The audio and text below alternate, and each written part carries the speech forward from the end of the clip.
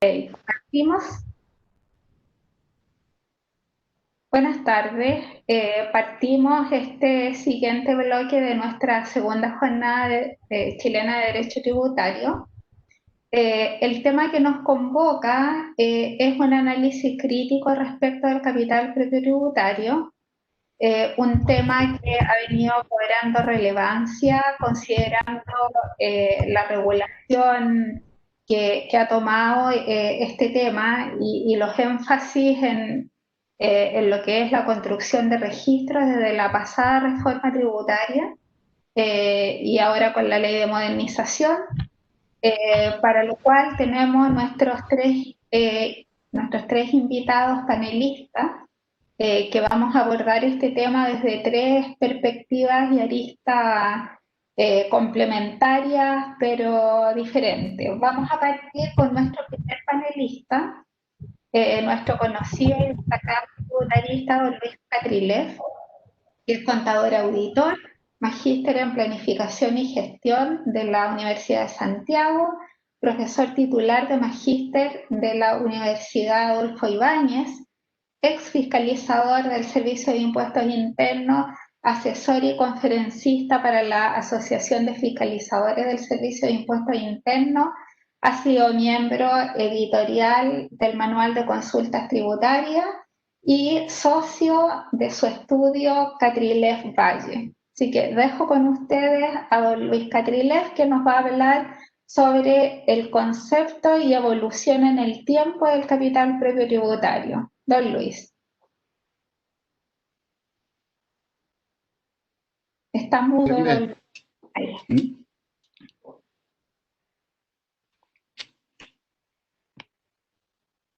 Ahora sí.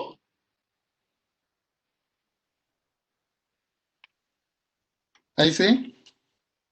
Bueno, Ahí se está cargando la... Ahí sí. ya. Bueno, buenas tardes. Para mí es un honor estar en esta tribuna. Muchas gracias al Instituto de Derecho Tributario por esta invitación para hablar de un tema tan importante como lo exponía Jimena al inicio, el capital propio tributario. La mirada que vamos a hacer es a través del tiempo, partiendo desde el, el partiendo del año 74, podríamos ir hacia más atrás, pero no tiene mucho sentido. Básicamente porque desde allí viene la ley de impuesto a la renta, publicada el 31 de diciembre del año 74 en el artículo primero del decreto ley 824, que hoy día está vigente plenamente. Bajo ese escenario, ¿no es cierto?, el capital propio tributario ha tenido una evolución, yo me atrevería a decir que pausada, lenta, y recién vino en las dos últimas reformas tributarias a ocupar un lugar preponderante dentro de la legislación tributaria chilena. Primero porque está en presencia de un concepto que inicialmente desde el 74 y ya hasta el año comercial 2016 no, prácticamente era un poco desconocido, era un concepto tremendamente importante, pero que su utilidad práctica en el mundo tributario era menor. Se reducía a una determinación de un cargo a resultado por la corrección monetaria, el capital propio tributario y sus variaciones, y básicamente por un tema extra ley de la renta, que era la ley de patentes municipales. Es decir, desde ese punto de vista, el capital propio tributario no era un elemento relevante en la legislación tributaria. En el año 2014, cuando se publica la ley 20.780 de simplificación tributaria, se incorporó el capital propio tributario sobre la base de ser un elemento sobre el cual se determinen las utilidades a impuestos. Es decir, vino a ocupar el lugar que durante 33 años utilizó el Fondo de Utilidades Tributables, vino a ser reemplazado por un cambio muy, pero muy importante, tremendamente fuerte, porque hubo muchas opiniones, todas muy válidas, dado que ya nos habíamos acostumbrado y ya estábamos totalmente con un concepto muy conocido que era el Fondo de Utilidades Tributables, que a través de su trazabilidad se podían determinar claramente cuánto eran utilidades, su naturaleza tributaria, sus créditos y toda la connotación tributaria que cada legislación, que cada gobierno iba dando a través de las distintas reformas tributarias, como se puede verificar ahí en la línea del tiempo. Y llegamos y aterrizamos en un concepto que no era nuevo, pero que sí desde el punto de vista de la determinación de los resultados tributarios, especialmente de las utilidades pendientes de tributación para con los impuestos personales de los dueños, es totalmente distinto, ¿ya? Entonces, desde esa perspectiva, nosotros podemos decir que hoy día el capital propio tributario es el elemento central que define la situación tributaria y la cuantía de las utilidades que los dueños de la empresa han en la empresa a través de un concepto como el capital propio tributario que no solamente contiene las utilidades, sino que también establece una relación tremenda con la contabilidad y precisamente con la propiedad de dichas utilidades y de dicho patrimonio respecto a sus dueños. Desde esa perspectiva, podemos decir que el concepto, desde esta perspectiva, es un concepto nuevo, a pesar de ser tremendamente antiguo. Es un concepto nuevo.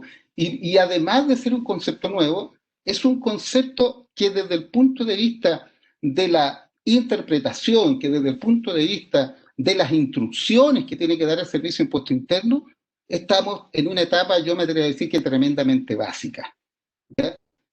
Siempre, y hoy día, 2020, cuando se hace una pregunta al Servicio de Impuesto Interno relacionada con estos grandes temas tributarios, el servicio hace referencia a una circular, que es la circular 100, que establece, ¿no es cierto?, el sistema integral de corrección monetaria, pero la circular 100 es del 19 de agosto del año 1975. Ya ustedes comprenderán que ha pasado un par de años hasta el 2020, han pasado múltiples reformas tributarias. Esa circular fue antes del FUT. El FUT tuvo 33 años, hoy día no está y todavía está vigente desde el punto de vista de los instructivos del Servicio de Impuesto Interno, tanto a sus funcionarios como al público en general y a los contribuyentes. En caso anecdótico, solamente los ejercicios planteados en dicha circular están en una moneda que ya no existe, que es el escudo, que se terminó, ¿no es cierto?, precisamente se derogó en el año 75, meses después de esta circular. Después el servicio ha dado alguna serie de instructivos, especialmente en la década de los 70, donde emitió varias circulares relacionadas con el capital propio tributario, todas ellas además insertas en un régimen de tributación que hoy día no existe, que hoy día es totalmente distinto, ¿ya?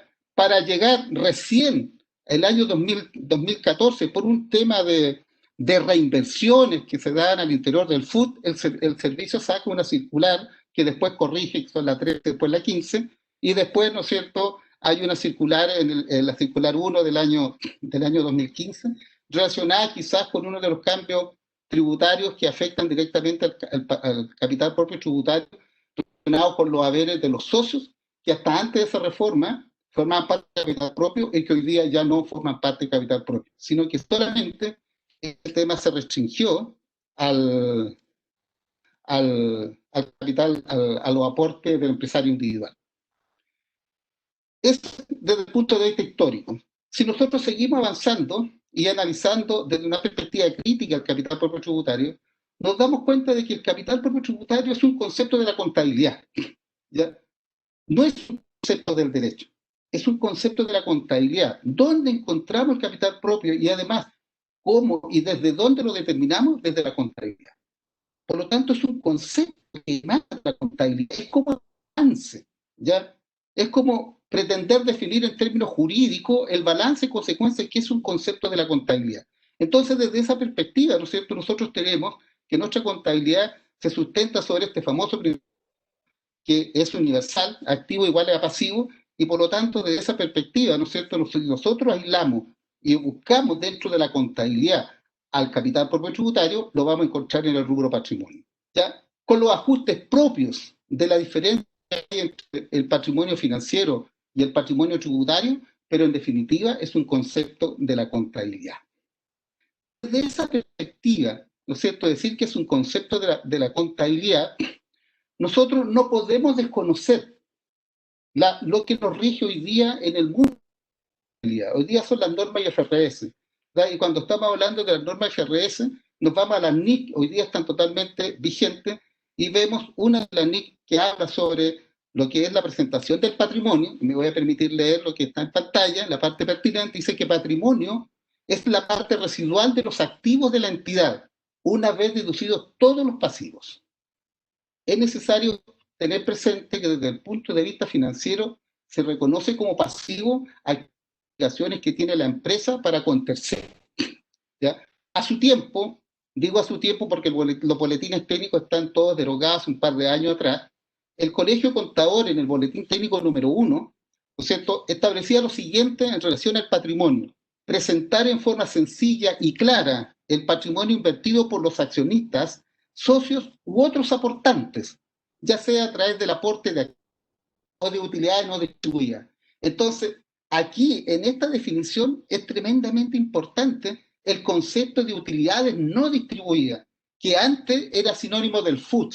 Hoy día, si nosotros le ponemos utilidades no distribuidas generadas por el régimen tributario, en definitiva, estamos hablando de una parte relevante del concepto de patrimonio tributario. Porque ¿qué es lo que estaría faltándole a las utilidades no distribuidas para que formen parte del capital propio tributario? Solamente los aportes de los socios.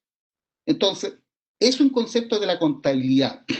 Tanto es así que se relaciona con múltiples conceptos que son propiamente de la contabilidad. Encontramos el capital social. El capital social es el que está escriturado pues, en la empresa y que representa el compromiso de los socios, ¿no es cierto?, de los accionistas de aportar a las sociedades de capital propio a iniciar para poder iniciar, valga la redundancia, sus negocios. Se relaciona con el capital efectivo. El capital efectivo es un concepto tributario propio de determinar el total de activos que representan inversión efectiva. El capital efectivamente enterado es un concepto que también emana del capital propio tributario y que sirve en forma muy importante para determinar los regímenes, los registros en los nuevos regímenes tributarios. La capitalización de utilidades financieras es un concepto que yo me atrevería a decir que es más del derecho, ¿ya?, pero que de alguna otra forma es distinto y los efectos son distintos. Capitalizar utilidades desde el punto de vista financiero es totalmente distinto respecto de capitalizar utilidades desde el punto de vista tributario. Tributariamente no tiene efecto una capitalización de utilidades financieras porque no incrementa el patrimonio tributario, sino que lo único que hace es incrementar una cuenta contable denominada capital social. Los aportes por enterar o las cuentas accionistas que figuran en las contabilidades de varias empresas representan aquellos aportes que, tal como su nombre lo indica, no han sido enterados por los socios y por lo tanto no forma parte ni de activos que representen inversión efectiva y por lo tanto tampoco forma parte del capital propio tributario. Y finalmente podríamos decir que los haberes de empresarios individuales y de socios. ¿Por qué? Porque hasta el año 2014 los haberes de los socios formaban parte del patrimonio tributario, pero a partir del 2015 hacia adelante solamente forman parte de los haberes de los empresarios individuales, forman parte del capital propio. Los haberes de los socios ya no por definición forman parte del patrimonio tributario. Tienen que tener un apellido, tienen que ser un aporte, tienen que estar calificados propiamente tal como un aporte.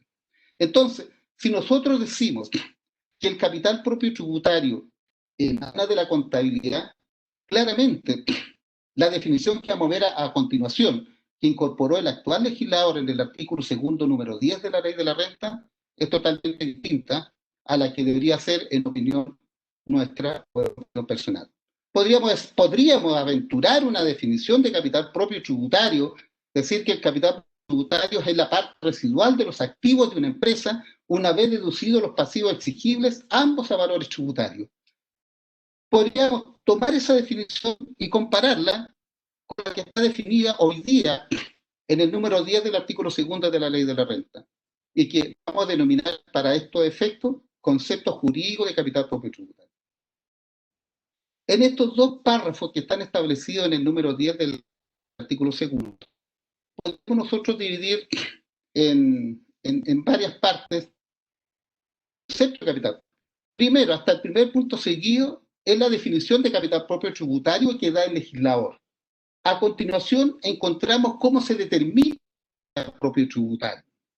Y finalmente, en este primer párrafo, vamos a encontrar, ¿no es cierto?, que los valores, ¿no es cierto?, de activos y de pasivos capital propio tributario, tenemos que determinarlo de conformidad a lo que establece el artículo 41 de la Ley de la Renta, que se refiere al proceso de corrección monetaria integral de activos y pasivos. En el segundo párrafo, el legislador hace referencia a cómo se determina el capital propio en empresas individuales, ¿no es cierto?, y hace referencia a que debieran estar formando parte de él solamente los bienes que están incorporados en el giro de la sociedad, ¿ya?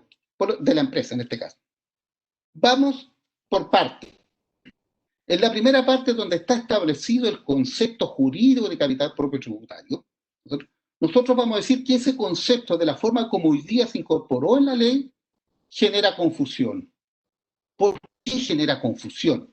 Primero porque es un concepto de la contabilidad que fue llevado a la ley en lenguaje. Eso es como lo primero. Entonces, hay una especie de transformación del concepto, y en esa transformación del concepto, el capital propio tributario como que se distorsionó.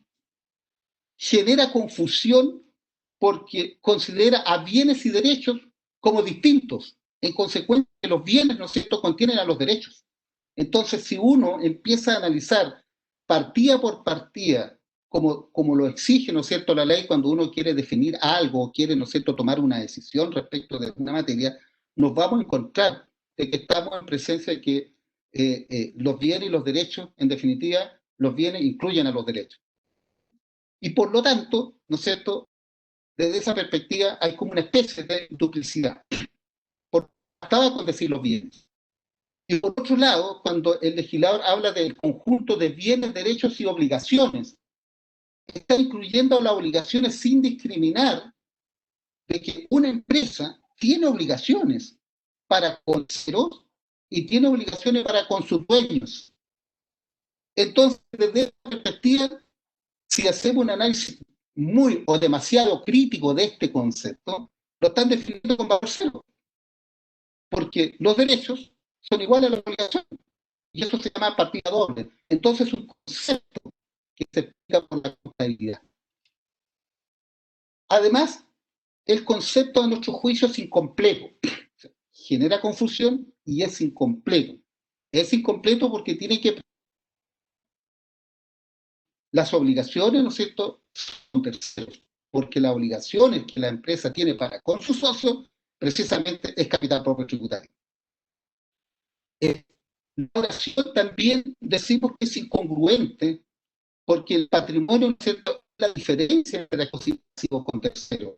Viendo, seguimos con esta teoría de definición jurídica del capital propio, a lo menos debiera haberse definido como, por capital propio tributario, el conjunto de bienes deducidas las obligaciones con terceros valores tributarios que posee una empresa. Ahí empezamos a... No debemos perder de vista que la ley de la renta no la leen los abogados, sino que además la leen, ¿no es cierto?, auditores, la leen empresarios, la leen políticos, la leen economistas. O sea, hay muchas disciplinas y cada una de esas disciplinas tiene nociones de contabilidad y por lo tanto, ¿no es cierto?, está definida a nuestro juicio, ¿no es cierto?, es un concepto confuso e incompleto. Sí, el concepto es importante porque reconocemos tres cosas que están incorporadas en él y que son muy, muy importantes. Primero, que habla de inversión efectiva. Eso significa que no admite estimaciones, que no admite provisiones ni obligaciones que no tengan un sustento real de pago, ¿ya? Entonces, desde esa perspectiva, estamos hablando de que los activos que forman parte del capital constituyen, ¿no es cierto?, deben constituir una inversión efectiva, ¿ya? El pasivo es aquí el pasivo exigible, es decir, que tiene una obligación cierta de pago. Y ambos, activos y pasivos, simplemente tienen que determinarse a sus valores tributarios. El concepto de pasivo exigible fue el Servicio de Impuesto Interno en la famosa Circular 100 del año 75. Lo voy a leer. Formarán parte del pasivo exigible todas aquellas cantidades adeudadas por la empresa y cuyo pago puede ser exigido en cualquier plazo por debiendo excluirse de dicho pasivo los valores del empresario o socio. Subrayo o socio porque no se olviden que este es un concepto del 75 y dijimos recién que en el año 2014 se modificó y se excluyó del concepto, ¿no es cierto?, de patrimonio a los haberes de los socios, por lo tanto por eso está ahí subrayado. ¿Ya?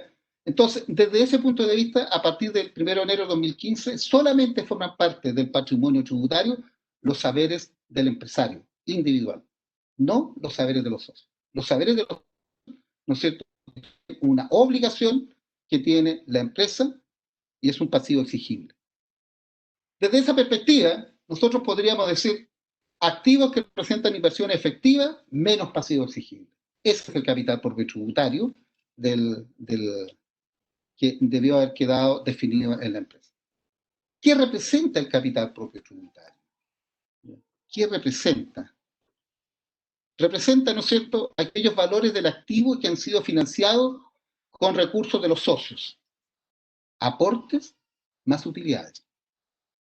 Entonces, llegamos como una primera definición o una primera aproximación a lo que es el capital propio tributario. Está representado por los aportes de los socios efectivamente enterados en la sociedad, más las utilidades que están incorporadas en la empresa, que son de propiedad de los socios, pero que están invertidas en ella, es decir, no han sido retiradas. Conceptualmente representa la riqueza que ha acumulado la empresa en el desarrollo de sus actividades, la pérdida de capital que ésta ha experimentado. Finalmente, ¿no es cierto?, podemos decir que la importancia del capital, al estar definido en la ley de la renta, esta le ha asignado un rol preponderante en los procesos de reorganización empresarial, tales como conversiones, divisiones, transformaciones y fusiones de sociedades, entre otras cosas. También en temas de disoluciones de sociedad, términos de giro, entre otros. Entonces, el legislador hoy día le ha dado una connotación muy, pero muy importante al capital propio tributario. Además, es una variable relevante para determinar los efectos tributarios en cambios de regímenes tributarios. No nos debemos olvidar que hoy día, ya con mucha diferencia de los 33 años de FUT que tuvimos, donde teníamos solamente un régimen general, ya totalmente integrado, donde el impuesto de primera categoría era crédito 100% contra los impuestos personales, entre otras características. Hoy día tenemos dos regímenes tributarios. Un régimen tributario, ¿no es cierto?, de los grandes contribuyentes, que es un régimen semi-integrado, donde se utiliza el crédito por impuesto de primera categoría en forma parcial, y una parte de él, ¿no es cierto?, constituye un débito que debe restituirse al fisco cuando se producen las distribuciones, y por otro lado tenemos el régimen de las pymes, que es un régimen totalmente integrado, con una tasa menor de impuestos de primera categoría. Entonces, si una pyme, ¿no es cierto?, opta por ese régimen el capital tributario ocupa un papel fundamental para poder determinar los efectos de ese cambio y los efectos a futuro de cómo se vaya a comportar la empresa. Y al inverso,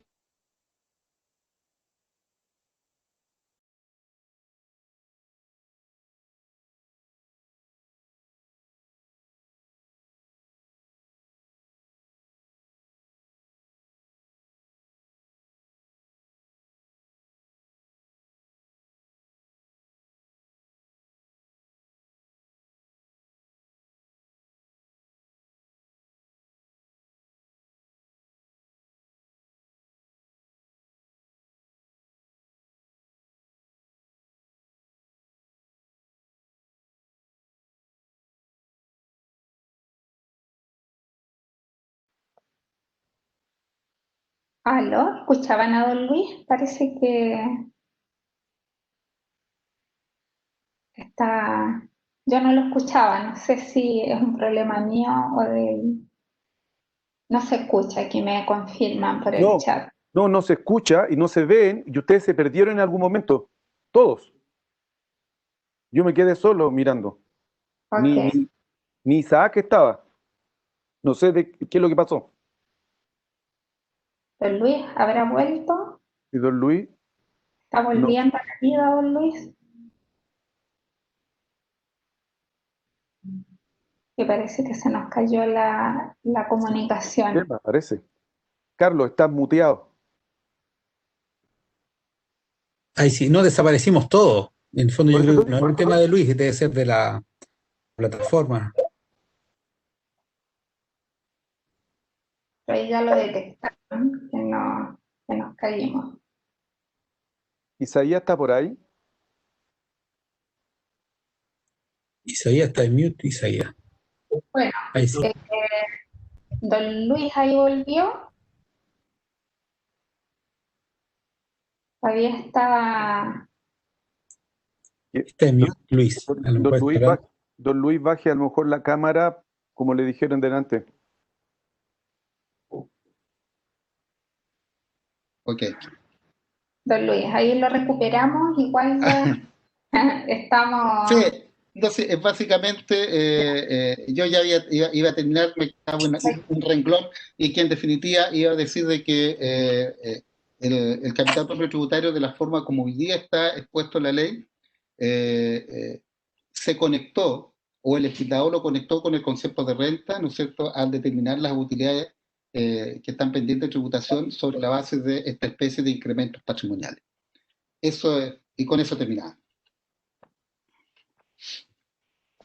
Ok, don Luis, muchas gracias por su excelente exposición. Ahora continuamos con nuestro siguiente panelista, don Carlos Vergara Lasnivat. Él es contador auditor, licenciado en auditoría de la Universidad de Valparaíso, magíster en dirección y gestión de la Universidad Adolfo Ibáñez, socio de Pricewaterhouse y docente en diversas universidades en pre y posgrado. Hace más de 20 años, dice don Carlos. Sí. A pesar de su juventud, don Carlos nos va a exponer sobre hacer un análisis crítico del capital propio tributario y un análisis comparativo entre los ajustes de la renta líquida imponible y el capital propio tributario propiamente tal. Así que dejo con ustedes a don Carlos Vergara. Gracias. Deme un segundo. Se ve, supongo. ¿Sí? ¿Me escuchan? ¿Sí? Se escucha y Bueno, se ve, Carlos. ya, perfecto. Bueno, antes que todo agradecer la invitación del CET y del Instituto Chileno de Derecho Tributario, de Jimena por su presentación.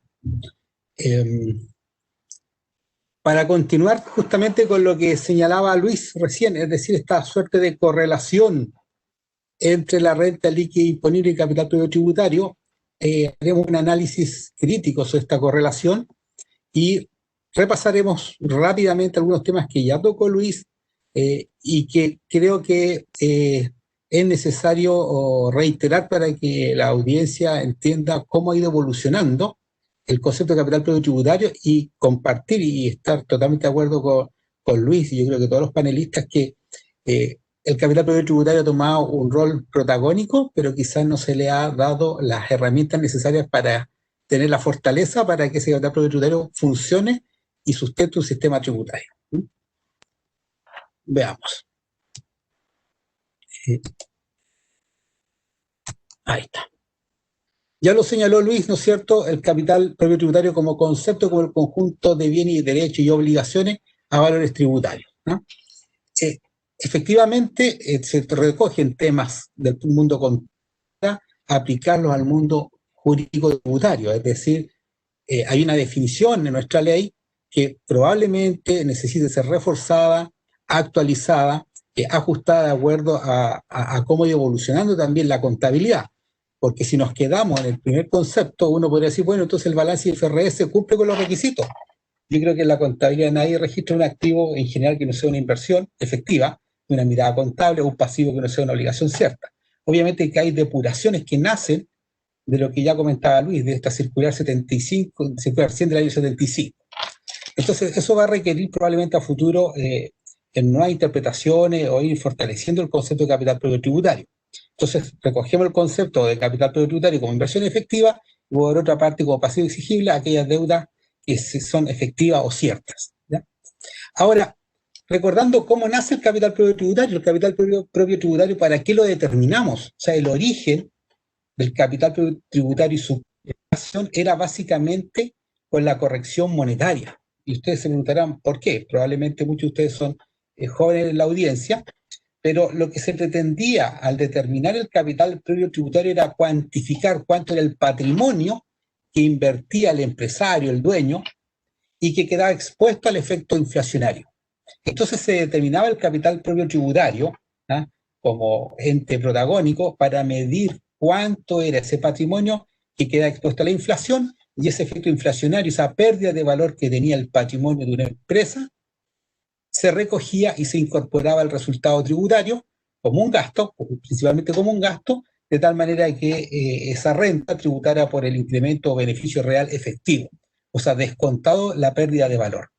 Naturalmente que este capital propio tributario, como inversión inicial, que era, por eso nosotros corregimos el capital propio tributario inicial, para medir cuánto el patrimonio que está incorporado al inicio de un negocio y cuánto es el efecto patrimonio, y le descontamos aquellas partidas que autoprotegían este patrimonio, es decir, corregíamos los activos no monetarios y los pasivos no monetarios. De tal manera, ¿ya?, que en la medición de un periodo tributario, habitualmente el 1 de enero al 31 de diciembre, nosotros recogíamos el concepto de corrección monetaria con efecto inflacionario sobre el patrimonio, sus aumentos, sus disminuciones, compensados, ¿ya?, por el efecto de corrección monetaria que otorgan algunos activos y algunos pasivos llamados no monetarios. Por lo tanto, en otras palabras, el capital propio era y es, ¿eh?, la base para cuantificar el efecto inflacionario sobre el patrimonio de una entidad, ¿ya?, deduciéndolo, habitualmente deduciéndolo o agregándolo, ¿ya?, en algunos casos, del resultado ordinario de la empresa. ¿Qué es lo que normalmente juega, y probablemente ustedes lo han visto, juega en contra? Cuando los tipos de cambio suben y bajan, se producen estos efectos en el resultado de las compañías, ¿no? Cuando aumenta la renta líquida disponible o disminuye la renta líquida disponible, más que por el efecto inflacionario IPC, por el efecto variación tipo cambio. Entonces, ese era un poco el motivo por el cual uno en el pregrado y en el posgrado enseñaba el capital propio tributario, para cuantificar ese efecto. Uno se perdía en los cálculos, en la mecánica de agregar y deducir cosas, reponer, y al final era como llegar al capital propio tributario como una cifra mágica, pero perdía el horizonte que ese cálculo era para medir el efecto inflacionario y sustraerlo o agregarlo a la base imponible. Naturalmente, este capital propio tributario fue derivando en otros usos, y Luis ya lo comentó. ¿Cuáles eran los otros usos?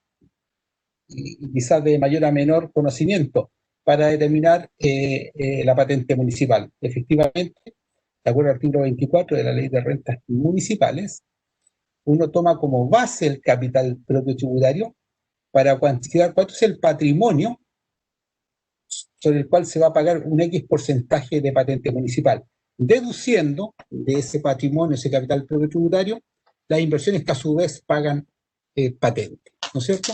Ese es como el segundo uso más habitual del capital propio tributario.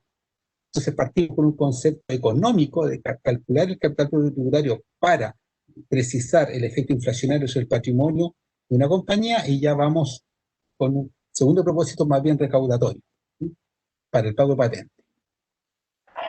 Tercer uso habitual, para el pago de gratificación. Efectivamente, de acuerdo al artículo 48 del Código del Trabajo, se contempla que en aquellos casos que deban repartirse o pagarse gratificaciones en base a la utilidad líquida de una compañía, se debe deducir de esta renta, de esta utilidad líquida, el 10% del capital propio empleado, ¿no es cierto?, o invertido dentro de la actividad comercial que va a distribuir la gratificación. sea, ahí tenemos un segundo objetivo del capital propio tributario, naturalmente que no son exactamente igual que el capital propio tributario, pero es el punto de partida con algunos ajustes. Entonces también tiene un efecto, en este caso, de orden laboral. El primero, el efecto económico; el segundo, recaudatorio; el tercero, para efectos de distribución de utilidades. ¿Cómo evoluciona esto también? El capital propio tributario como referente para la aplicación de ciertas multas.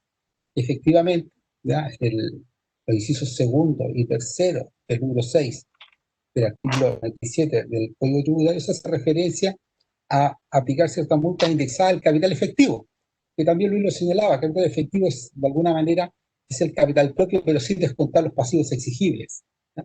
Entonces, cuando sale de capital efectivo, estamos hablando del total de activos, descontadas las depreciaciones acumuladas, pero siempre en el ámbito de capital efectivo como total de activo. Esta ecuación, activo, bueno, el capital efectivo como total de activo, valorizado, calculado de acuerdo a las reglas tributarias, sin descontar las deudas. Y pues ahí tenemos la referencia, el inciso segundo, donde se aplica una multa de hasta 60 unidades tributarias anuales, 60 UTA, ¿ya?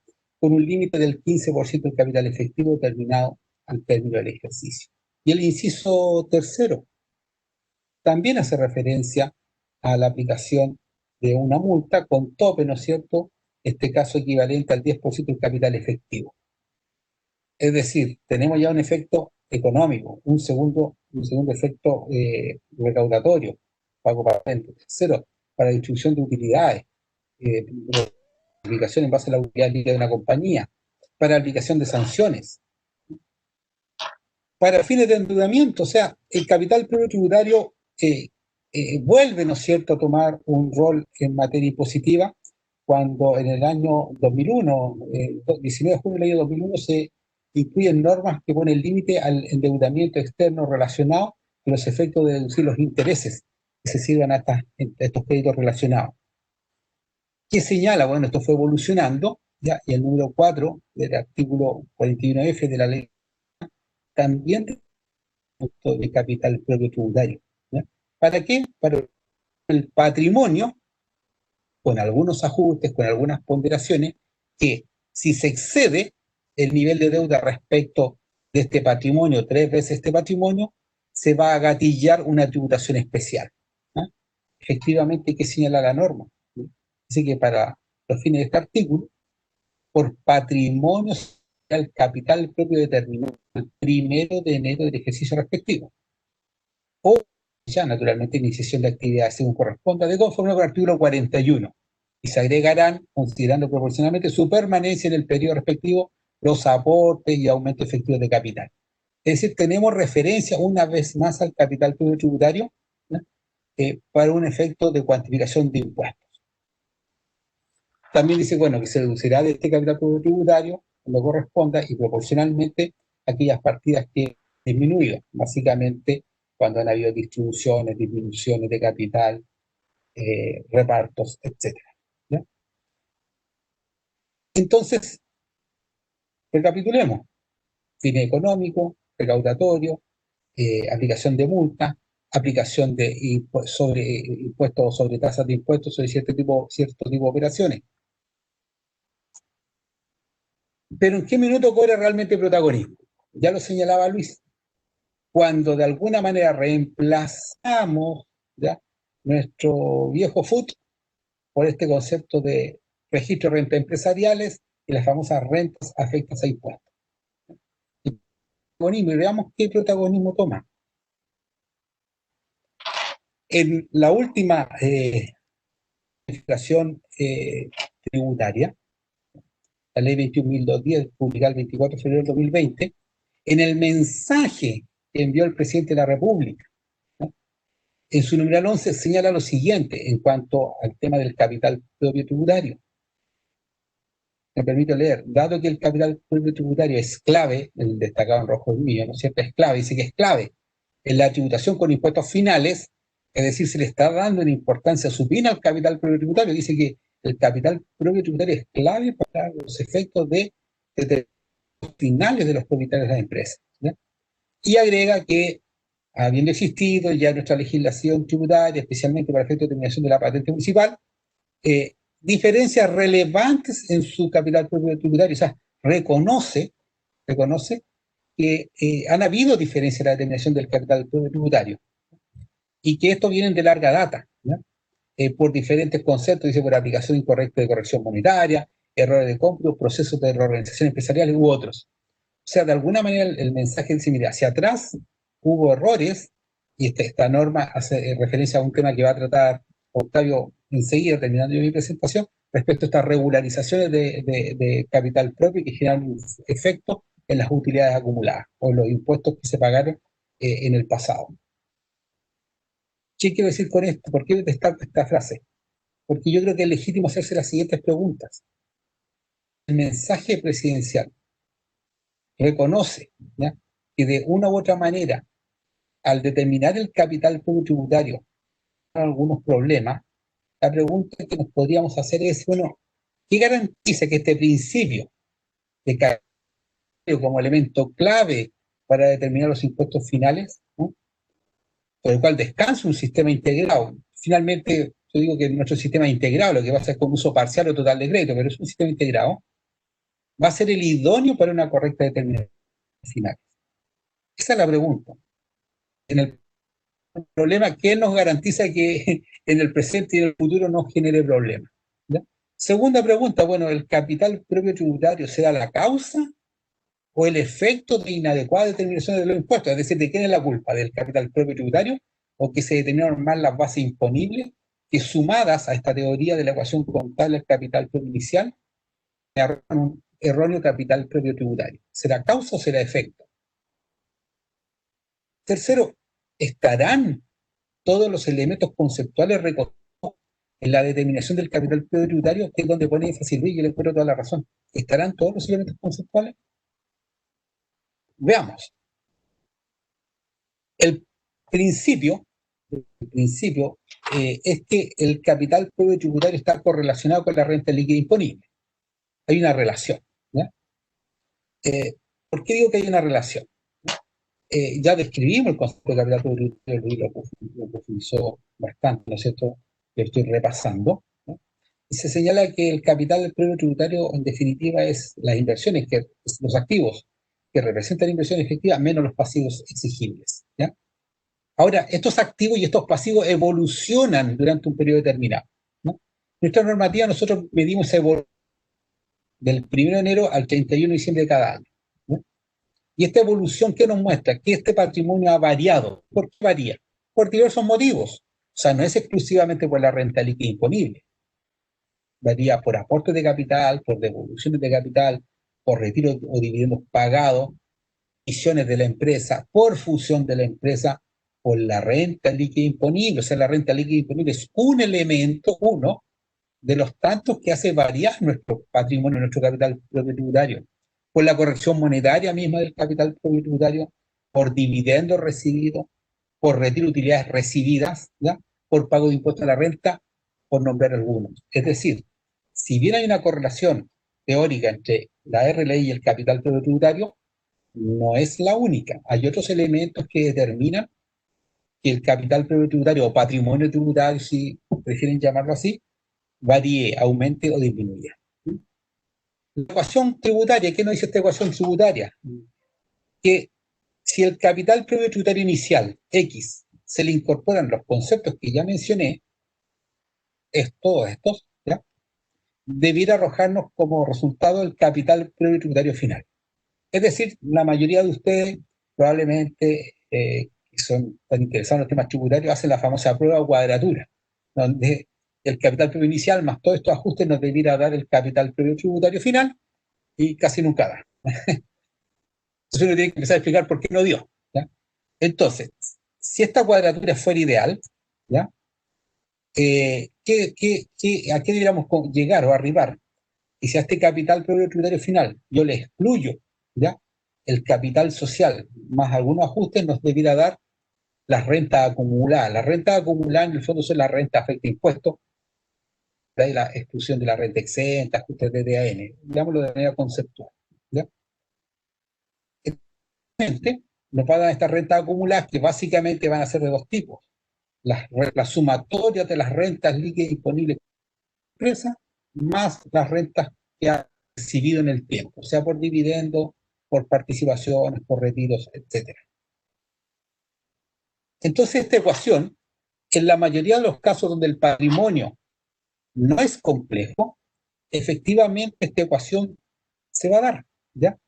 Cuando hay complejidad en la estructura patrimonial de una entidad, este principio se va a dar y se va a verificar que efectivamente capital propio tributario final menos capital social nos va a dar las rentas acumuladas.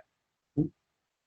Pero ¿qué pasa con aquellas organizaciones, con aquellas empresas, con aquellas entidades que tienen una estructura de inversión y financiamiento más compleja, donde la determinación de los valores de los activos y pasivos, o incluso la misma definición que, bueno, cuál va a ser el activo, cuál va a ser el pasivo, ¿ya? Presenta ciertas incertidumbres, ciertas dudas, que uno las podría clasificar, pueden haber muchas clasificaciones y probablemente el tema no se agota acá, pero si pudiéramos agrupar, ¿ya? Tratar de englobar, ¿ya?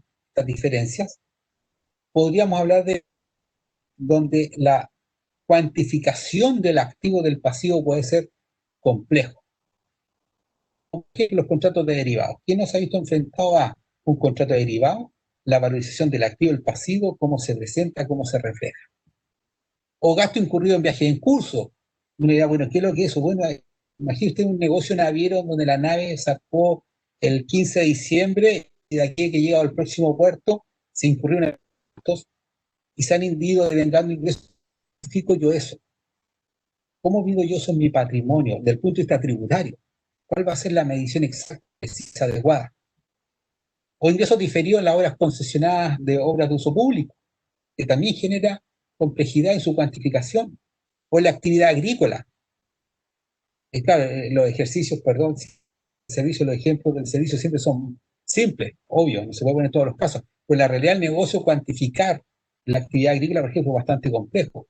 Si yo compro por un ejemplo, un bidón o un bidón, para hacerlo fácil, de fertilizante, ese fertilizante se aplica tanto a plantas que están recién formándose como plantas que tienen 10 años de productividad. Cuando es gasto y cuando inversión. Entonces, ese tipo de cosas, en la naturaleza práctica, bueno, ¿cómo las cuantifico? Entonces uno tiene que adoptar criterios, ¿no? O los gastos de exploración y la actividad minera. Un segundo grupo, criterios difusos. Para algunos será más claro que para otros, pero por ejemplo, fondos mutuos, yo creo que todavía estoy debatiendo si se corrige o no se corrige, si son fondos mutuos nacionales extranjeros, son en pesos, en dólares, como que todavía no hay una norma así clara, o sea que estemos todos de acuerdo. O las cuotas de fondos de inversión privados, es decir, se les tratará como acciones, pero ¿son acciones o no son acciones? Indemnizaciones por año de servicio, eterna discusión si son o no todo evento, para el efecto de determinar si es o no un pasivo. Los gastos de organización y puestas en minuto realmente están, si un determinado desembolso se le califica o no como GOPE o no GOPE, y eso diferido. Acción adeudada, incluso mismo Luis ponía ahí en el ejemplo, ¿qué pasa cuando yo compro acciones? Hago la inversión, pero no las pago. ¿Son un activo o no son un activo? Un activo son, pero tienen valor tributario, ¿no? Si están adeudadas, entonces no, ¿qué costo? Bueno, entonces si tengo costo no la incluyo en el activo tampoco, no la corrijo. Entonces, ese tipo de situaciones generan distorsión. Ahora, más allá de estas dificultades que naturalmente uno puede abordar y con estudio y llegar a consenso, ¿ya? Uno podrá resolverlo. Pero es un primer bloque de problemas que genera este sistema basado en el capital propio tributario, ¿ya? ¿Qué sucede? ¿Ya? Perdón. Y no obstante esto, hay ciertas partidas de activos y pasivos que igual, aun cuando tengamos claro su tratamiento conceptual tributario, van a generar distorsiones. Y rápidamente, para no quitarle tiempo a Octavio, vamos a repasar algunas. La provisión de impuesto a la renta. Históricamente se sabe que la provisión de impuesto a la renta no es un pasivo y por lo tanto el gasto que uno provisiona no es deducible. Al no ser deducible, aumenta mi renta líquida imponible. Si aumenta mi renta líquida imponible, teóricamente mi capital propio tributario debería aumentar, ¿no es cierto? Perfecto. Y como no es un pasivo exigible, aumenta. Hay una correlación. Sin embargo, desde el punto de vista conceptual, ese mayor patrimonio es teórico. Pues esas utilidades no son del empresario, no son del socio, no son del accionista. Es la parte que le corresponde al Entonces, de verdad, ¿debería yo cerrar mi ejercicio tributario con un RAI, con una renta efectiva de impuestos, con una cantidad de utilidad que no me pertenece? Un tema que uno debería preguntarse. De redefinir el concepto de provisión de impuestos a la renta exigible. Hasta el año 2019 este efecto era importante cuando distribuye utilidades entre medios, porque en el fondo se entendía que eran utilidades, todos podían ser utilidades que no tenían un crédito por medio, y terminaban pagando impuestos, uno terminaba, comillas, 2 veces. Como las imputaciones se hacen a fin de año, probablemente el efecto no va a ser tanto, pero igual genera un impacto, porque en el fondo al aumentar las rentas de impuestos, está bloqueando rentas exentas que uno podría distribuir. Y como todas las imputaciones se hacen al cierre, finalmente va a ocurrir que estas rentas exentas van a ir quedando bloqueadas, ¿no? Yo creo que esto es lo que también, en orden de ocurrencia, es lo que más uno aprecia. Como el gasto rechazado queda agregado, ¿ya? Y ya no, en general no aplica, no queda desagregado pagando el impuesto del artículo 21, en general queda agregado, aumenta la renta líquida y teóricamente debe aumentar el capital propio tributario, pero no lo aumenta. ¿Por qué no aumenta? Porque esas cantidades no están formando parte del patrimonio que se pagaron. Son erogaciones, son desembolsos que salieron del patrimonio de la compañía. Por lo tanto, aquí se produce un quiebre de la ecuación teórica, esta RLI correlato con el capital propio tributario.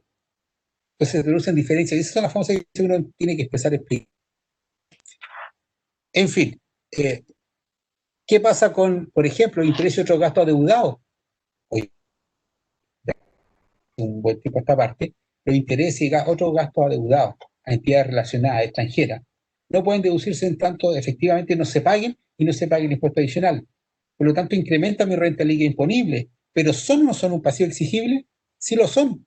Entonces, al serlo, de nuevo se quiere esta correlación RLI y capital propio tributario. Por una parte, para efectos del gasto me dice que no lo es, pero para efectos de la deuda debiera ser. Como van a decir que esos intereses, esos gastos, no son un pasivo exigible. Entonces ahí se produce un tema que hay que aclarar, que hay que precisar, ¿ya?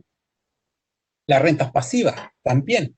Las rentas pasivas son que debo incorporar a mi base imponible y sin embargo, ¿ya? No están percibidas, no están incorporadas dentro del capital propio tributario. ¿Debo yo ajustarla extracontablemente, extratributariamente? Entonces ahí se produce un...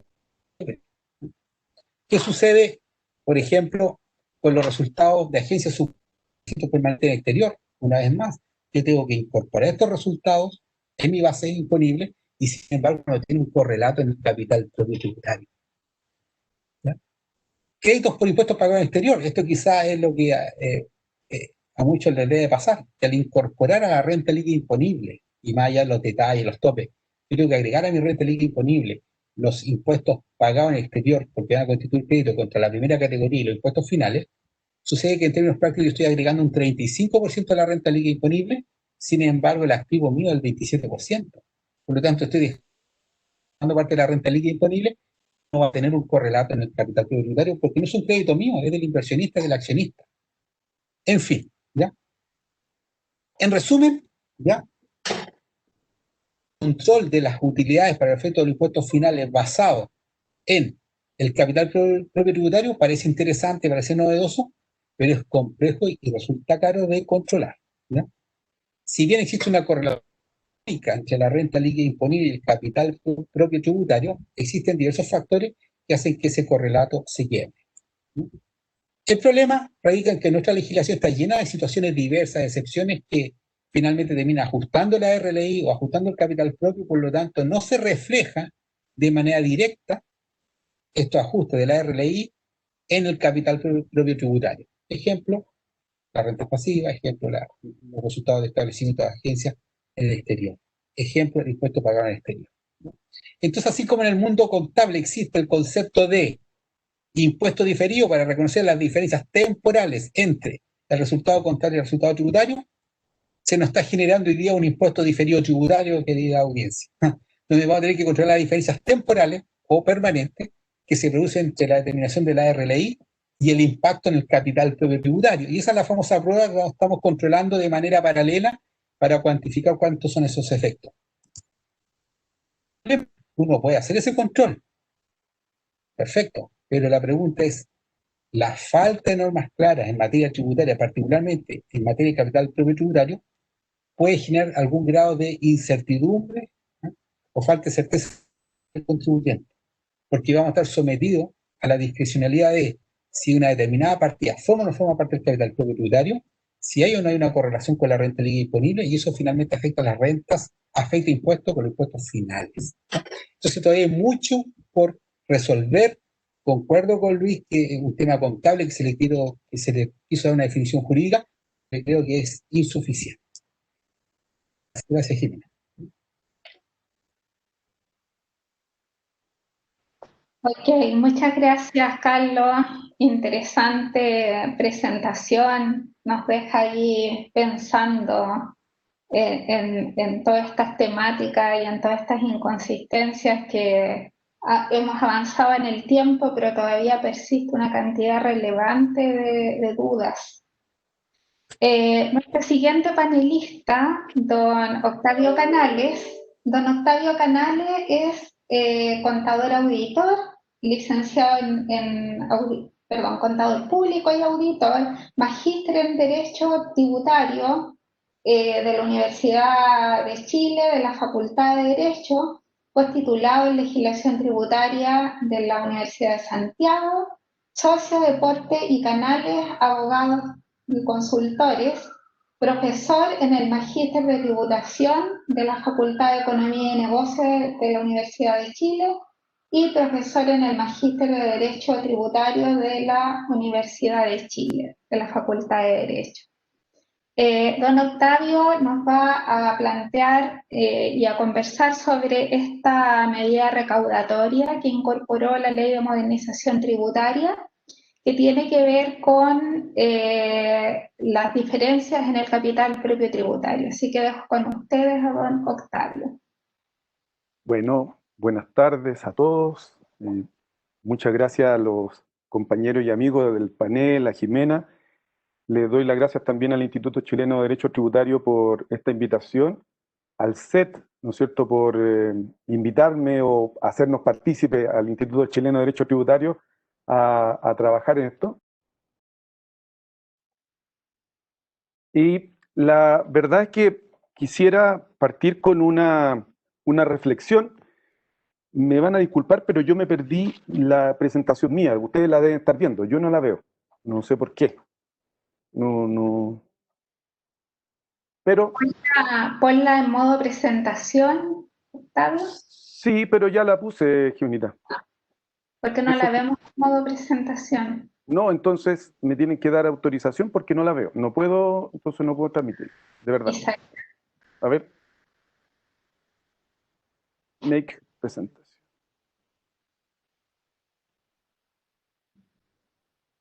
Ahí le estoy pidiendo a nuestro colaborador. Sí, tiene el rol de presentador. Bueno, Sí, pero no sé dónde está porque no está en el share. ¿Esa? cheers. Sí, no la tengo, Isaac, o Isaías, perdón.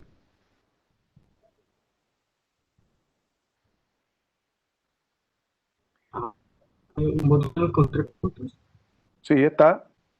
donde era compartir pantalla, eh, seleccionar No, pero no me salen esos 3 puntos, Isaías, perdón, pero no me sale la presentación, no me deja presentar, ese es el punto. Encuentro los 3 puntos.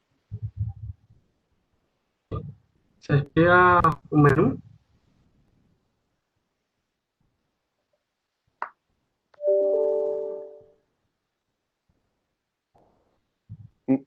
Nada.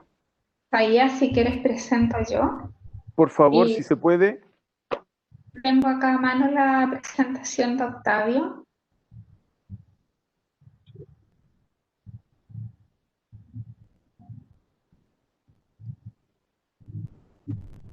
Ok, ahí tengo la presentación. Ahora yo voy a hacer el ejercicio de presentar con los 3. Compartir. Te lo agradezco, Gianita. Compartir, creo que es esta. ¿Se ve? Se ve tu Todavía no está abierta, sí, se ve tu pantalla, pero no se ve la presentación.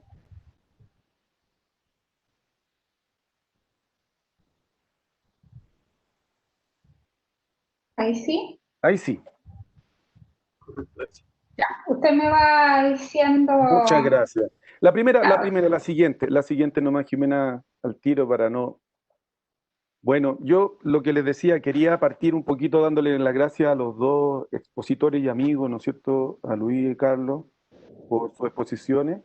Y a mí me hace una idea de poder plantear esta frase de Ross Numberman. ¿Por qué? Porque parece que eh, se dicen muchas palabras, pero hay poca acción en relación al tema del capital propio tributario.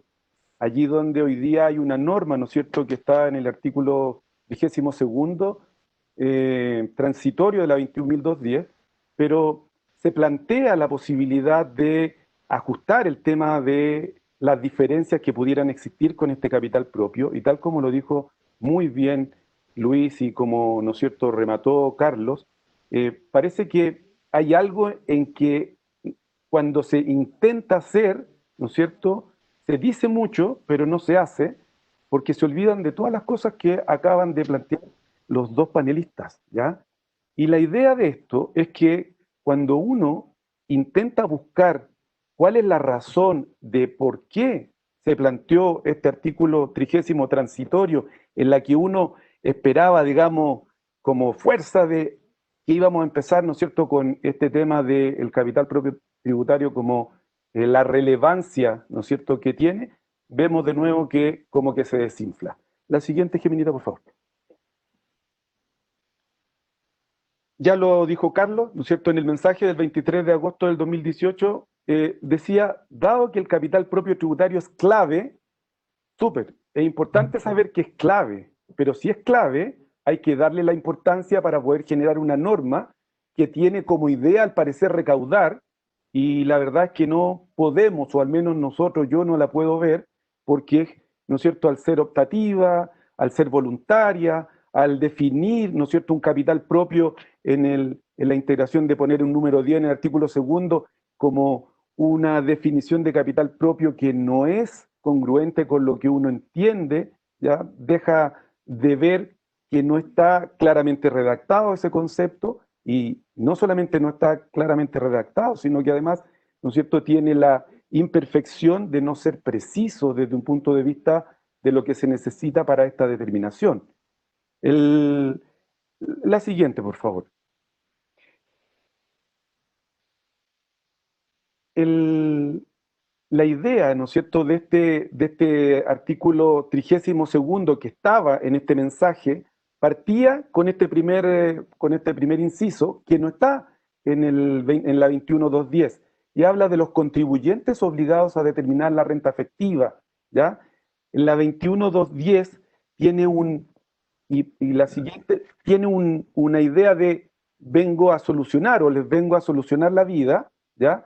Pero no establece más que la condición que este capital propio tenga que ver con las diferencias, ¿no es cierto? Es como que generara un hecho grabado nuevo. La siguiente, por favor, Jimenita. Un hecho nuevo porque dice que el objetivo, ¿no es cierto?, es solucionar las diferencias de impuestos cuyo origen corresponde a diferencia en el capital propio tributario. ¿Y cómo es eso? ¿Por qué? Pues se supone que hoy día, ¿no es cierto?, yo soy, y no sé si todos los panelistas, pero parece que tenemos una mirada crítica, yo soy un poco detractor de este tema del capital propio, de cómo se toma para efectos de hoy día, de calcular. Es bueno, pero tenemos que hacer hartas precisiones. ¿Por qué? Porque hoy día se paga por todo. Los dueños de las compañías, los contribuyentes de los impuestos finales, pagan por todo. No hay posibilidad de que no paguen. Ya inclusive hoy día, con la nueva norma del artículo 21, tenemos, digamos, probablemente alguna soltura de ciertos gastos que antes todo lo grababan con el artículo 21, ya fuera en las personas de los contribuyentes finales o, ¿no es cierto?, en la propia empresa. Pero no tenemos, digamos, una claridad, y así lo plantearon ya los dos, ¿no es cierto?, panelistas, de lo que es realmente un capital propio tributario, porque tratar de ordenar hoy día eso, pagando ya sea la tasa del impuesto de primera categoría en los años que se supone no lo pagué, o pagando el 20%, ¿no es cierto? Va a haber que considerar que todos los años entonces, ¿no es cierto?, con alguna de las diferencias que puso Carlos recién, vamos a tener un capital propio distinto. No es que tengamos un capital propio tributario hoy día determinado, paguemos los impuestos y vamos hacia adelante como para decir, aquí parte una nueva vida de este contribuyente, una nueva idea de lo que significan, ¿no es cierto?, estas diferencias por las cuales debiéramos intentar, ¿no es cierto?, no existir hacia el futuro nuevas diferencias. Las vamos a tener.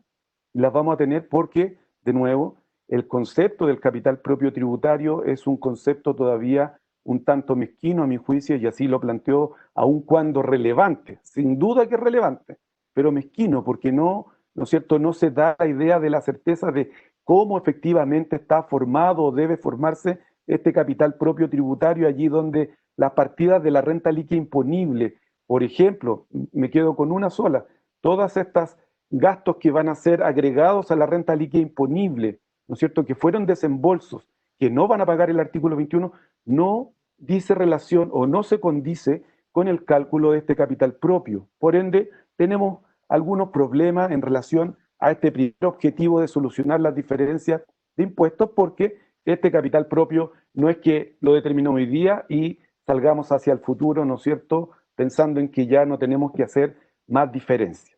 Entonces, respecto de este cálculo, de esta idea, ¿no es cierto?, dice que no van a proceder, al menos la ley establece que no van a proceder ni multas, ni intereses y tampoco fiscalizaciones si es que yo opto por realizar esto, ¿ya?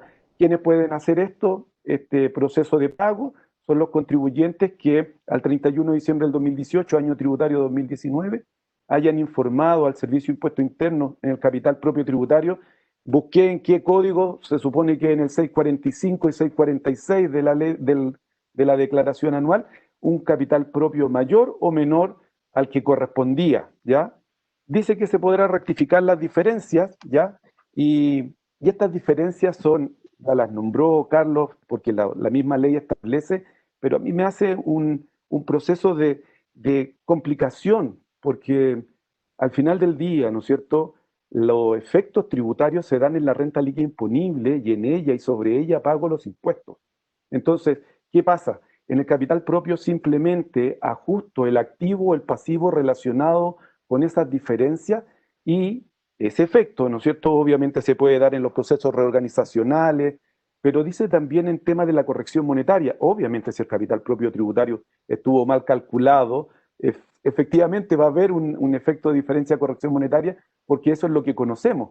Pero a su vez, si ajustamos este capital propio tributario, cambiándolo hacia aumentándolo, subiéndolo o bajándolo, como sea el caso, vamos a tener un tema también con los procesos, ¿no es cierto?, del pago de patente en la municipalidad, que es importante tener en cuenta, porque no sabemos si tenemos que ir a pagar más patente o tenemos que ir a pedir devolución de ella. Es decir, hay un efecto que se ve como raro también, ¿no es cierto? Son dos leyes, son dos normas, todo lo que ustedes quieran, pero hay que tomar en cuenta que una afecta a la otra.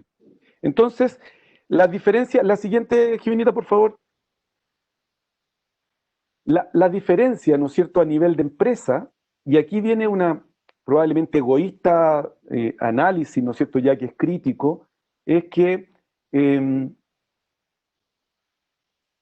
se da la situación en la que una empresa, fuente, ¿ya?, entre comillas, se dé cuenta que el capital propio era mayor hoy día al declarado antes. Y por lo tanto, ¿no es cierto?, si era mayor hoy día, menor hoy día, menor, ¿no es cierto?, el capital propio tributario hoy día es menor al que declaré antes, voy a tener que determinar que el efecto implica una renta líquida imponible menor o mayor, y voy a tener que pagar más impuestos. Primera pregunta, ¿de verdad que voy a ir a pagar ese impuesto? ¿De verdad que si es voluntario lo voy a hacer? A lo mejor desde un punto de vista de honestidad, claro, porque alguien podría ponerse a pensar que no es que esté esta diferencia de capital propio en los 2 años pasados, digamos, que a lo mejor viene desde mucha antelación, como lo decía el mensaje del presidente, ¿no es cierto?, cuando al año 2018, y por ende a lo mejor esas diferencias que pudieron afectar la renta líquida imponible, que vienen hasta hoy día, son diferencias prescritas y uno puede empezar a hacer todo un análisis respecto de eso, pero la pregunta cierta es, ¿de verdad que voy a pagar ese impuesto? ¿De verdad que voy a determinar pagarlo? Además, que estoy contra el tiempo porque como la ley, ¿no es cierto?, salió en febrero, la ley establecía que se podía hacer este ajuste dentro del año tributario 2020 y dentro del año tributario 2021, por lo tanto solo puedo hacerlo dentro del tributario 2021. No tenemos todavía una opinión, una circular del Servicio de Impuesto Interno que establezca cómo se va a dar. Está todavía en consulta, esta circular está desde abril. Ni siquiera, digamos, podemos decir que tenemos un atisbo de que va a salir, ¿no es cierto? Entonces, ahí hay una primera cosa, hay un primer tema, ¿no es cierto? Es voluntario, lo querré pagar, lo voy a pagar. Si lo pago, bueno, si lo pago, ¿no es cierto? Esta diferencia de impuestos se declarará en una sola oportunidad en los años tributarios 2020 y 2021. Me queda el 2021 nomás, ¿ya? Y dice que este impuesto se va a reconocer en el SAC vigente al 1 de enero del 2020. Entonces, la idea es como rara. No así como en la siguiente lámina se establece esta diferencia de la empresa fuente, ¿no es cierto? Pero cuando yo tengo la posibilidad de mirar en la que tengo un capital, hoy día sí, ahora sí, un capital tributario que es mayor al declarado antes. Y por ende, ¿no es cierto?, implica que voy a tener hoy día una renta líquida imponible más baja y por lo tanto debería haber pagado menos impuestos del que pagué. Y esto puede ser tiene, digamos, algo de sentido positivo, obviamente, ¿no es cierto?, y de compensar o recompensar al contribuyente que pagó más por alguna razón, ¿no es cierto?, por alguna mala razón pagó más impuestos, y este diferencial, ¿no es cierto?, lo va a considerar, puse ahí entre paréntesis exceso, pero el mayor pago de impuestos lo voy a considerar como un crédito voluntario. Y al considerarse un crédito voluntario, ¿no es cierto?, la base de este crédito voluntario tiene a su vez otro efecto positivo, entre comillas, que es reconocer aquello que debió ser gasto probablemente en la renta líquida imponible de los años anteriores o pasados, ¿no es cierto?, como una deducción en la renta líquida imponible de este ejercicio, y con lo cual uno puede decir, oye, ¿sabes que esto es un beneficio positivo, digamos? ¿Ya? Insisto, no así la primera parte. Respecto de esto, yo no quise hacer una exposición de toda la normativa, sino que básicamente de estos efectos, porque obviamente hay efectos, ¿no es cierto?, a nivel de los dueños, que son si fueran contribuyentes de la primera categoría, y también hay efectos de estos ajustes a nivel de los dueños que son contribuyentes de los impuestos finales.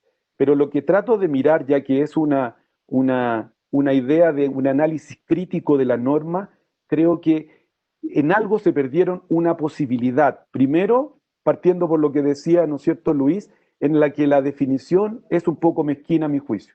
Y lo que decía Carlos, no se hicieron cargo de lo que es realmente la determinación de una estructura para este sistema tributario, ¿no es cierto?, que ha sido integrado, sea que tenemos, ¿no es cierto?, créditos totales o que tenemos que devolver algo de él.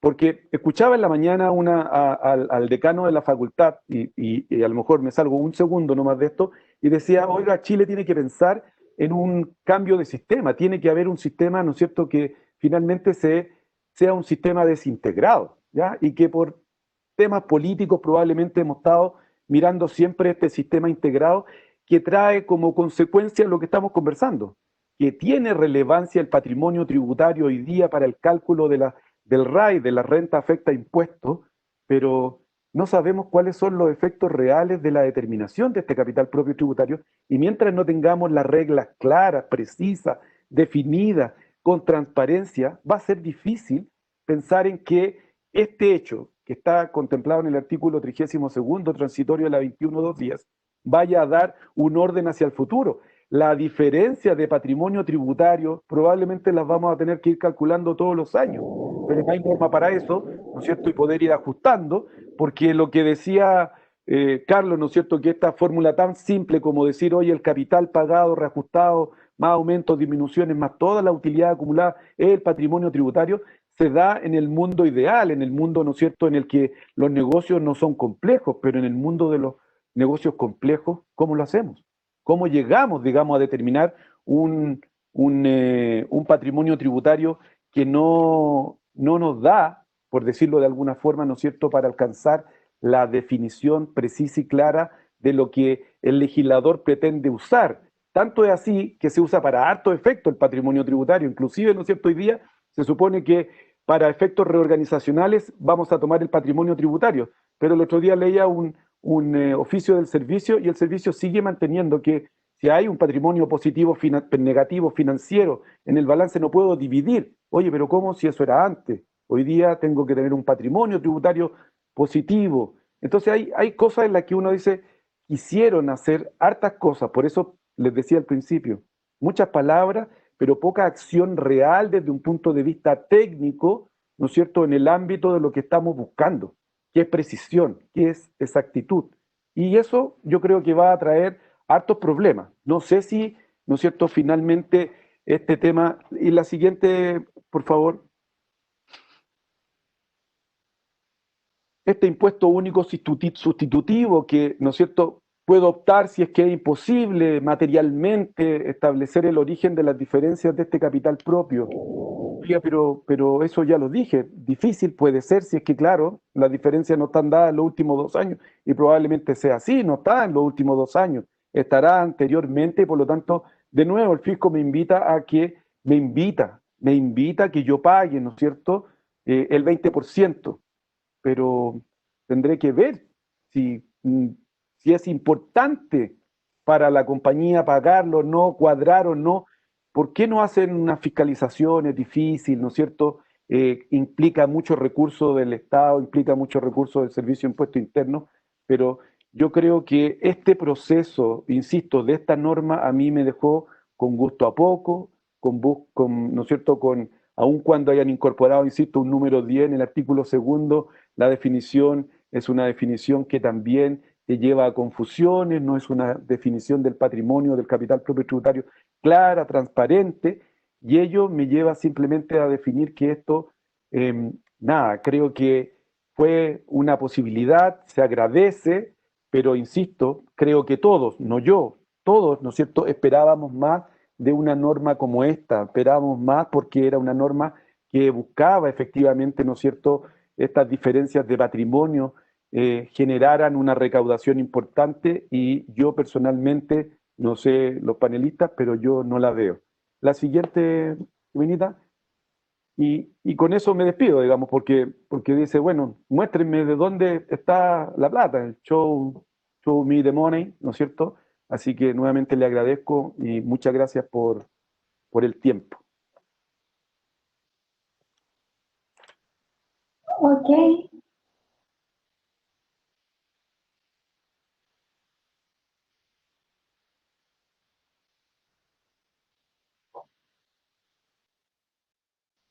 Ay, ¿me escuchan? Sí. Sí. Muchas gracias, Octavio, por la presentación. Vamos a pasar a la sección de preguntas y aprovechando el vuelito, digamos, del tema que acabas de tocar, quería consultarte un par de cosas. Primero, si esta norma recaudatoria que se supone se creó con un incentivo a rectificar el capital propio tributario declarado de más o de menos, ¿por qué se habrá hecho respecto del año tributario 2019? ¿Por qué respecto de ese año? Y por otro lado, eso que es optativo, que es voluntario, nadie está obligado a hacer. En la circular en consulta que se tuvo, que estamos en noviembre, todavía no tenemos la circular definitiva y el último plazo para rectificar el capital propio, pagando diferencias de impuestos sin recargos legales, porque es el incentivo a Sí, claro, su capital sí, claro. propio, sin recargos legales, que la última oportunidad para hacerlo es ahora en abril de la operación Renta T21. ¿Qué opina usted de la circular en consulta que se tuvo respecto de esta posibilidad de pagar estas diferencias sin considerar el plazo de prescripción? ¿Qué hay de eso? Considerando por esta parte que en los derechos de los contribuyentes se incorporó en el artículo 8 bis que no se pueden cobrar impuestos más allá de los plazos de prescripción, y por otro lado esta norma recaudatoria en la interpretación, que todavía no es definitiva porque no tenemos circular, pero la circular en consulta decía que sin perjuicio de la prescripción, quien optaba por esta norma podría tener que pagar impuestos más allá de los plazos de prescripción. Y mira, cuando yo analicé, no ahora, sino que hace mucho tiempo, porque algunos clientes querían ver esto, yo al menos vi dos temas que son importantes. Uno, el plazo, como dices tú, el tiempo del 2019. ¿Por qué? Porque yo creo que esta norma, digamos, quiso separar efectivamente dos mundos. El mundo de la prescripción, efectivamente, ¿no es cierto?, en el que uno puede decir, oye, en los últimos 3 años voy a revisar, tengo la posibilidad de tener el tiempo de revisar si efectivamente las diferencias se producen en esos años o no. Y si se produce, ¿no es cierto?, y tengo que pagar, tomaré la definición si pago. ¿Por qué? Porque si no pago, estoy dentro todavía del periodo de prescripción y el fisco puede cobrarme los impuestos y obviamente, ¿no es cierto?, me va a poner los intereses, las multas y todas las cosas que corresponda, porque no tengo más castigos, se supone que eso no me van a aplicar la norma antielusiva, por ejemplo. Y respecto entonces, este 20% viene a hacer un corte en relación a los periodos que efectivamente, ¿no es cierto?, están, comillas, prescritos, si lo pudiéramos decir, dentro de estos 3 años, ¿no es cierto?, más allá de los 3 años. Ahora, lo que dices tú es cierto. Cuando uno lee la circular, uno dice, oye, qué raro que pongan, ¿no es cierto?, que sin perjuicio del tema de la prescripción. ¿Qué quieren decir con eso? ¿Quiere decir que esto va a ser igual que la pérdida tributaria y que me van a poder, por la vía del capital propio, ir a buscar años más atrás de los 3 últimos y cobrarme los impuestos, reajustes, multa, interés y todo lo que viene? Y uno dice, parece que no, ¿no? Es difícil, digamos, decir, eso es casi ilegal. Pero, como te decía, cuando hice ese análisis, yo creo que ahí hay una definición de por qué. Creo que el incentivo no es el mejor, de verdad. Creo que como norma recaudatoria no tiene, por lo que te decía, es decir, podría haberse considerado que fuera por último obligatoria. Que si estaba en los últimos 3 años la diferencia, ustedes tienen que venir a pagar, ¿no es cierto?, porque me deben impuestos, punto, y no les voy a cobrar reajustes, multa ni interés. Si es de años anteriores, también están obligados y les doy, ahí tengo un beneficio, les doy una tasa menor del 20%. Pero cualquier otra cosa como lo voluntario es como raro, de verdad, es como un algo como, de nuevo, lo mismo, la misma frase, es como que escriben mucho, pero no le ponen el cascabel al gato, no le dan, digamos, ¿no es cierto?, la importancia a lo que tiene una norma como esta, que insisto, personalmente, y no sé si mis amigos Carlos y Luis, ¿no es cierto?, tenían una idea distinta, que iba a ser distinta, que iba a tener un peso específico, aunque fuera una norma transitoria. Entonces, por ahí donde yo me siento como un poco así como, no sé, desconcertado para decir algo nomás. Y eso. Gracias. Ahí me gustaría, don Luis, tal vez por ahí alguna vez ha comentado que tiene una visión respecto del tema de la prescripción y diferencias que puedan remontarse más allá del Código 1023, dice usted, desde que partimos con el sistema nuevo a contar del año tributario 2018. Mire, es muy interesante lo que plantea Octavio. Comparto plenamente todo su análisis, sus comentarios. Un par de temas asociados a la pregunta que está haciendo Jimena. Primero, intuyo yo que es tributario 2019 porque el proyecto sale en 2018 y nunca se pensó, creo yo, demorar 2 años en salir. Entonces, claramente, ¿cierto?, el último año tributario que estaba declarado era el tributario 2019. O se iba a declarar el último año tributario 2019. Creo que por ahí va el tema. Comparto plenamente el tema de la prescripción en el sentido de que justo se iban a cumplir 3 años, ¿no ¿no es cierto?, de aplicación del régimen de renta atribuida y el semi-integrado de la reforma anterior.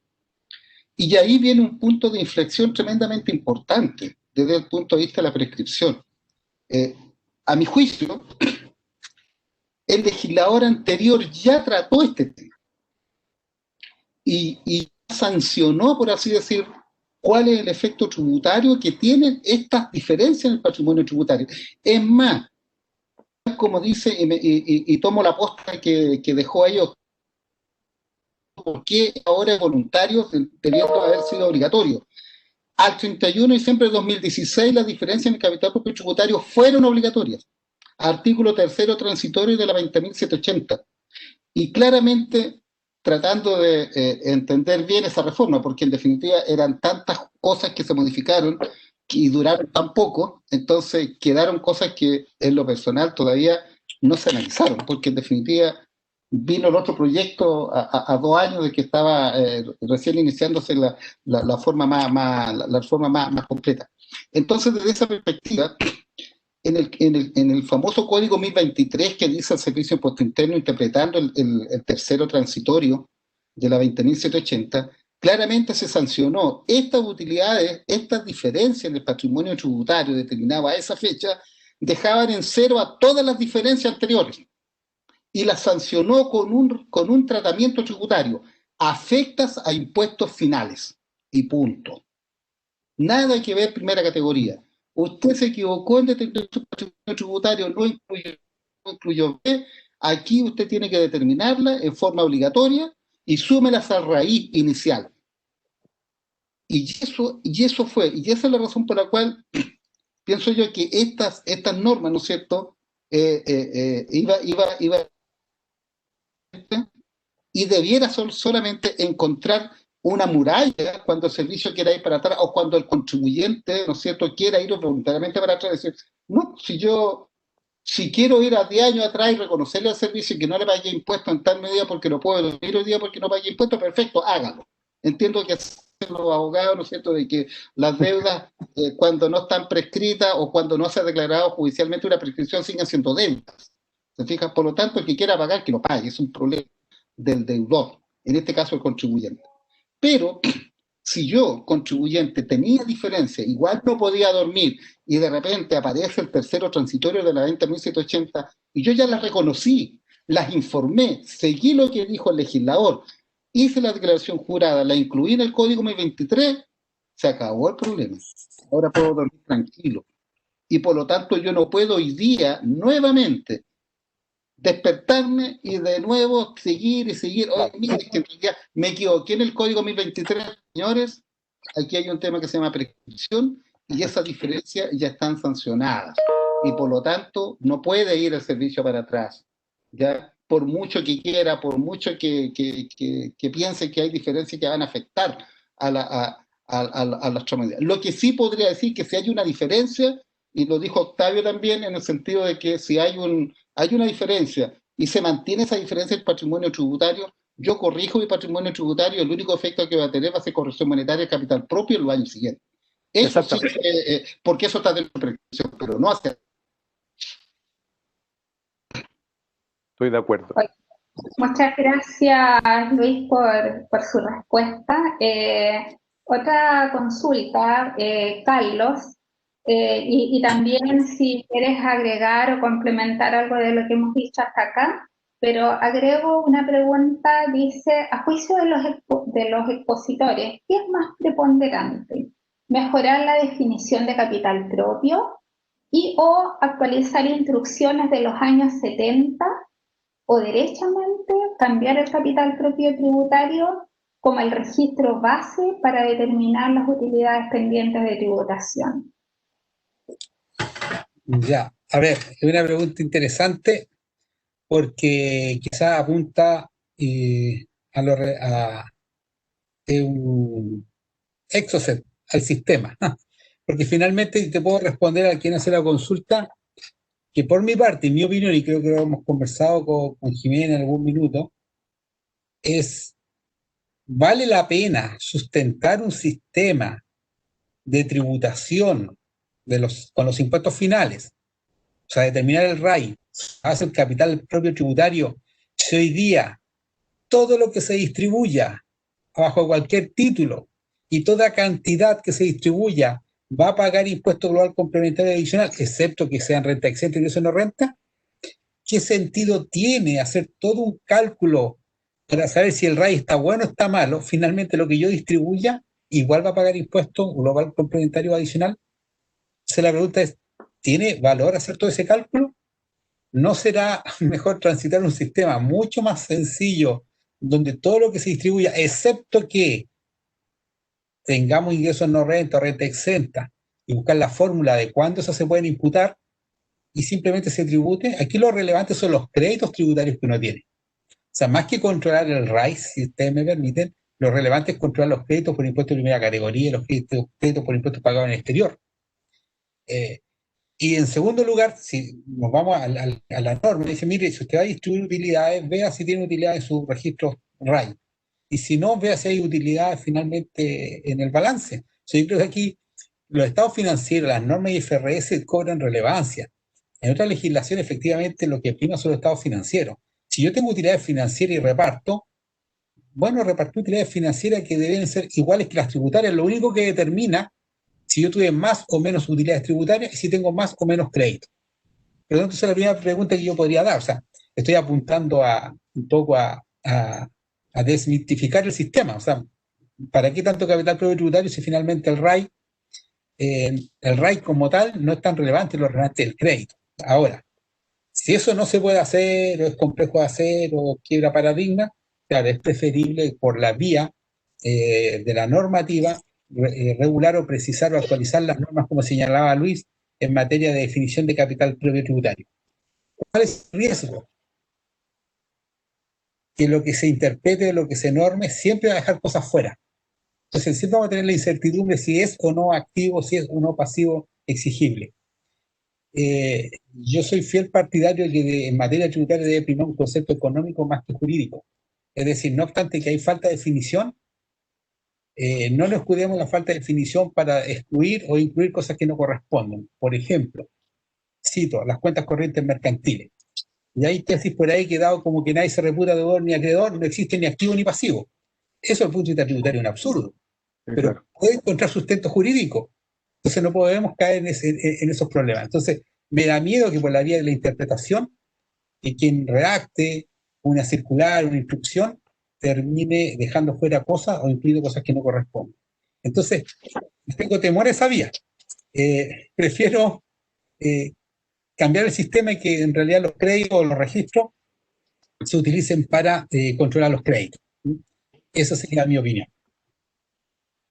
Carlos, a propósito de lo que mencionas, nuestro asistente Rachid Osman justamente preguntaba qué pasa con el caso de la cuenta corriente mercantil, que mientras no se liquide no tenemos ni deudor ni acreedor. Entonces, ¿qué pasa con eso? ¿Se puede hablar de tener una inversión cuando la cuenta corriente no está liquidada o una posición pasiva si es que no está liquidada? Justamente Claro. a un socio.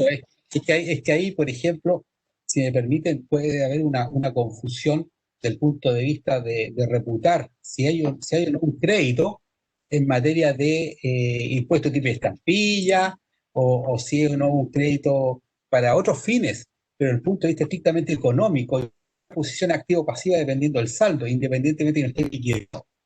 Entonces podemos caer en ese tipo de juegos que finalmente van a distorsionar más el concepto de capital propio tributario y de renta frente a impuestos, que es lo mismo que yo señalaba al comienzo. Acciones que si yo compro una maquinaria a crédito, nadie discute que eso sea un activo y que es una inversión efectiva, adeudada.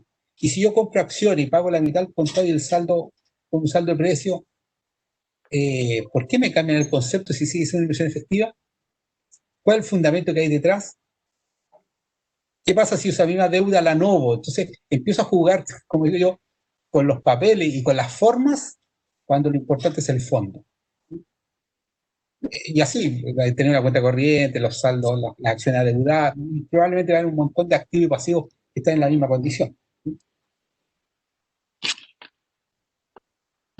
Okay, gracias. Y acá una última pregunta porque ya estamos En la hora nos atrasamos por el panel anterior, pero una última pregunta y con esto cerraríamos. Preguntan respecto de las divisiones, porque hoy día se permite nuevamente, en el caso de una división, las asignaciones de utilidades del capital, hacerlas si es que el servicio lo estima en base al patrimonio neto, siendo que con la 20.780 era solo capital propio tributario. Eso lo pregunta también don Bachir Osman. No sé a quién le gustaría referirse a este tema. Yo al menos partiría, Jimenita, por lo que dije antes, digamos, ahí hay una especie como algo que me da poca certeza de nuevo, porque efectivamente la 21.210 dice que se le puede pedir al fisco, ¿no es cierto?, al Servicio de Impuesto Interno, autorización para hacer esta división y el servicio debe responder en 15 días corridos. Pero mi pregunta es, si estamos con el patrimonio tributario y le estamos diciendo que tiene un tremendo poder dentro de la normativa tributaria, con esta normativa, al menos en el proceso reorganizacional, lo está dejando en cero de nuevo. Es decir, hasta antes, y vamos a volver a tener distorsiones porque la división la vamos a hacer en base al patrimonio financiero por alguna razón, si es que uno ve algún efecto positivo en esa división por medio del patrimonio financiero, y vamos a volver a tener un efecto, ¿no es cierto?, en el patrimonio tributario por la división, donde queremos dejar menos o más patrimonio, y uno dice, ¿y cuándo vamos a solucionar si seguimos con el tema? Que es lo que decía Carlos, yo estoy de acuerdo en ese sentido. ¿Cuándo? ¿No es cierto? ¿Por qué tanta fuerza al capital propio tributario si al final del día, y lo dije en la exposición, en este país, hoy día, desde la 2780, ¿no es cierto?, en adelante, los contribuyentes de los impuestos finales pagan sus impuestos por cualquier peso que reciban. No tenemos la posibilidad de, como dije antes, de guardar algo, sacarlo por el lado, hacer alguna tontería, pero hoy día no. Hasta la utilidad financiera se van a ver afectadas, ¿no es cierto?, a menos que exista una disminución de capital real, formal, por escritura pública, hacer alguna cosa distinta. Entonces, a mí me hace poco sentido la norma de darle autorización o pedir autorización, ¿no es cierto?, de una división en cuanto al patrimonio financiero, porque vamos a volver a generar una distorsión en la asignación de los patrimonios tributarios a la naciente o a la madre, ¿no es cierto?, que de donde sale una nueva. Esa es mi opinión, digamos.